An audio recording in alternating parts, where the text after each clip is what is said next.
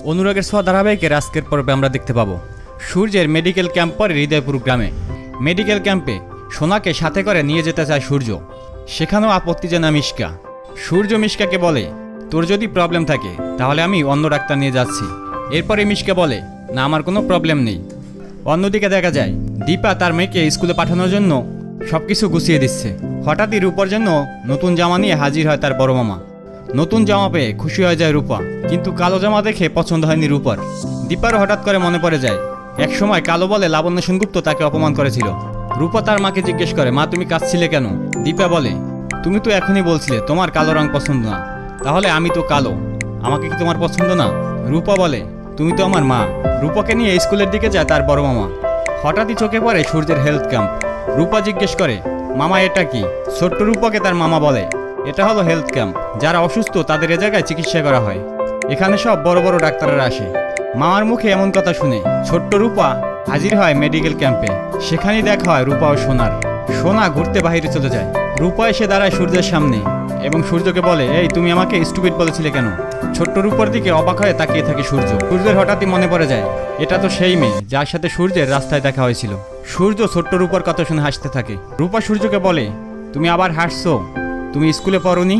ছোট্ট রূপা ও সূর্যের খুনসুটি দেখে মিশকে জ্বলতে থাকে। রূপা সূর্যকে বলে, তুমি এত বড় হয়ে গেছো জানো না ভুল হলে কি বলতে হয়? অন্যদিকে কুৎসিত মনের মিশকা সহ্য করতে পারছে না ছোট্ট রূপাকে। সূর্যকে বলে, কি চায়ও? মিশকাকে থামিয়ে দেয় সূর্য। অন্যদিকে দীপা ও রূপার খুনসুটি চলতে থাকে। সূর্য বলে, আমি ভুলে গিয়েছিলাম, আমি সরি। সূর্যের মুখে সরি শুনে রূপা বলে, ইটস ওকে। রূপার মুখে এমন কথা শুনে অবাক হয়ে তাকিয়ে থাকে সূর্য। মিশকা এক পর্যায়ে উঠে এসে রূপাকে বলে, এই মেয়ে এখান থেকে যাও।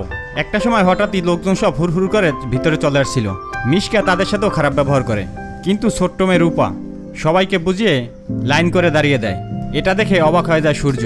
একটা সময় সূর্য ফোন বের করে তার মাকে ফোন দিবে বলে, কিন্তু দেখা যায় তার ফোনে চার্জ থাকে না। ছোট্ট রূপা তার হাত থেকে ফোনটা নিয়ে দৌড় দেয়। ফোন নিয়ে চলে যায় বাড়িতে রূপা। রূপার হাতে ফোন দেখে জিজ্ঞেস করে দীপা, এটা কার ফোন? রূপা বলে, ডাক্তারবাবুর, চার্জ দিতে হবে। চার্জ দেওয়ার পরে একটা সময় ফোন দেয় লাবণ্য সেনগুপ্ত। দীপা বুঝতে পারে এটা ডাক্তারবাবুর ফোন। অন্যদিকে একটা সময় সূর্য ফোন না পেয়ে অস্থির হয়ে ওঠে। মিশকা সূর্যকে বলে, কি খুঁজছিস? সূর্য বলে, ওই বাচ্চা মেয়েটা আমার ফোন নিয়ে গেল চার্জ দেবে বলে। মিশকা এক পর্যায়ে বলে, দেখ চার্জের কথা বলে নিয়ে গেছে, আর ফিরে আসবে না। মিশকা সূর্যকে ভুলভাল বোঝাতে থাকে। এক পর্যায়ে রূপার মামা হাজির হয় সেখানে। সূর্যকে বলে, ও আমার ভাগ্নি, আজ পর্যন্ত কারো একটা সুতো না বলে নিয়ে যায়নি। রূপার মামাকেও অপমান করে মিশকা। মিশকা অতিরিক্ত বাড়াবাড়ি করতে থাকে। এক পর্যায়ে থামিয়ে দেয় মিশকাকে সূর্য। কিছুক্ষণ পরই ফোন নিয়ে হাজির হয় ছোট্ট রূপা। রূপাকে মিশকা বলে, কেন নিয়ে গেছিলি ফোনটা? আর এতক্ষণ পরেই বা এলি কেন? রূপা মিশকাকে বলে, ফোনে চার্জ ছিল না তাই চার্জ দিতে নিয়ে গেছিলাম, আর আমার তো পায়ে চাকা লাগানো নেই যে আমি উড়ে উড়ে চলে আসবো। ছোট্ট রূপার কথা শুনে অবাক হয়ে তাকিয়ে থাকে সূর্য। এক পর্যায়ে রূপাকে বুকে জড়িয়ে নেয় সূর্য। তো মিশকার কিছুতেই সহ্য হয় না এটা। সূর্য রূপাকে আদর করছে বলে সোনা কষ্ট পায়। একসময় সূর্য বলে, ও তো তোমার বোনের মতো।